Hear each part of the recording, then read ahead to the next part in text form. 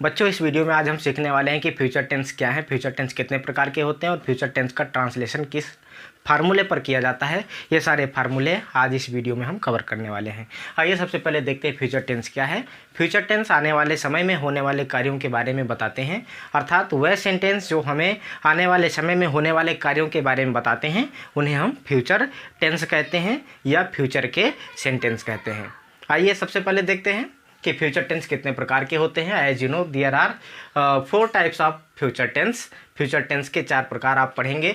First है future indefinite tense, and second है future continuous tense, and third future perfect tense, and fourth future perfect continuous tense. It means there are 4 types of future tense. It means future tense 4 प्रकार के होते हैं, यानी future tense में हम 4 प्रकार के सेंटेंस मुख्यतः बना सकते हैं। यहाँ देखिए मैंने कुछ नोट्स लिख रखे हैं। जैसे नंबर 1, सब्जेक्ट आई बी के साथ में shall, shall be, shall have been आदि का प्रयोग करते हैं।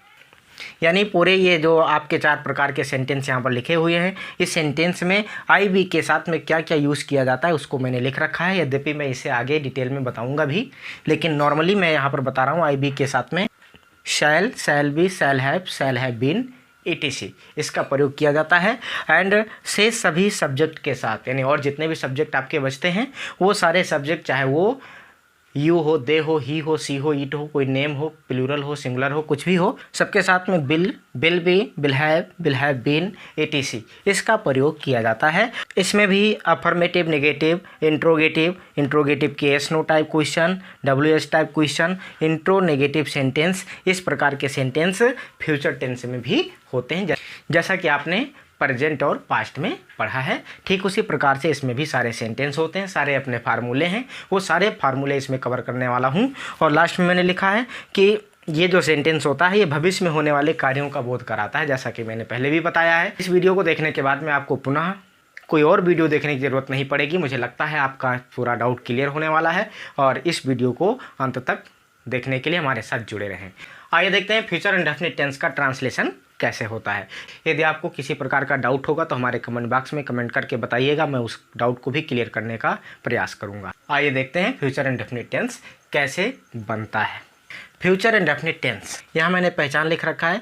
ऐसे वाक्यों के अंत में गा, गी, गे आदि शब्द आते हैं, यानी कि जो आपका फ्यूचर इंडेफिनिट टेंस का हिंदी सेंटेंस होगा उसमें उस सेंटेंस में लास्ट में गा, गी, गे ये सारे वर्ड आते हैं।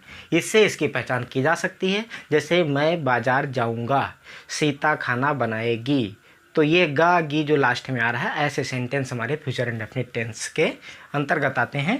फ्यूचर इंडेफिनिट टेंस का जो सेंटेंस अफर्मेटिव होता है, अफर्मेटिव सेंटेंस बनाने का जो फार्मूला है, जो स्ट्रक्चर है, जो फॉर्मेट है, कैसा होता है मैंने यहाँ लिख रखा है। सबसे पहले आपको लगाना है सब्जेक्ट,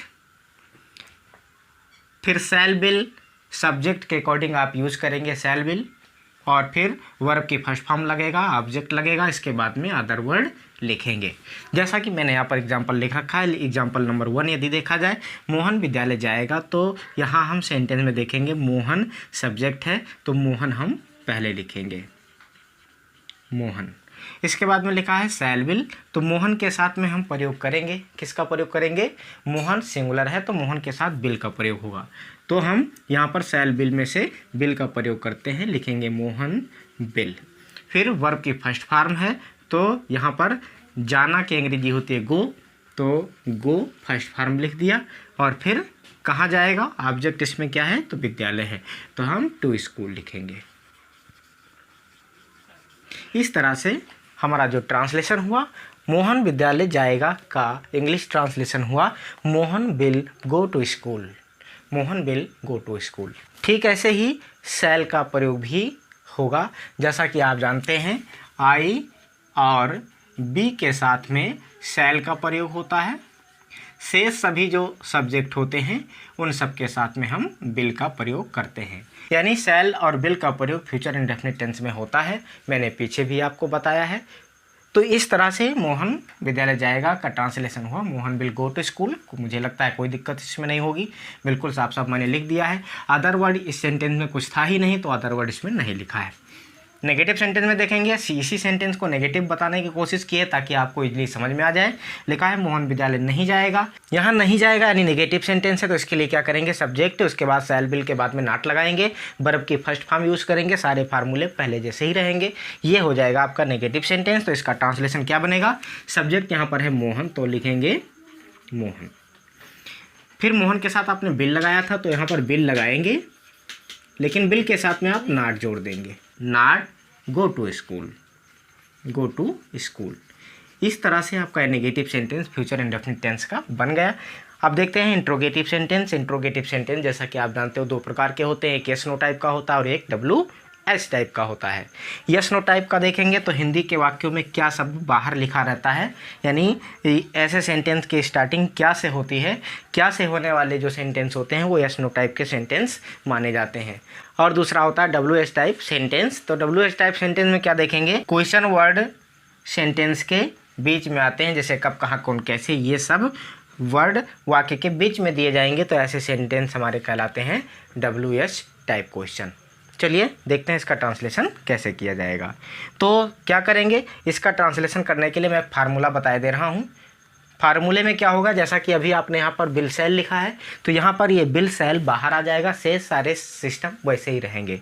जैसे यहाँ मोहन लिखा हुआ है तो मोहन के लिए इसमें बिल का प्रयोग किया है तो ये बिल बाहर ले आएंगे, और फिर लिखेंगे सब्जेक्ट यानी will Mohan go to school,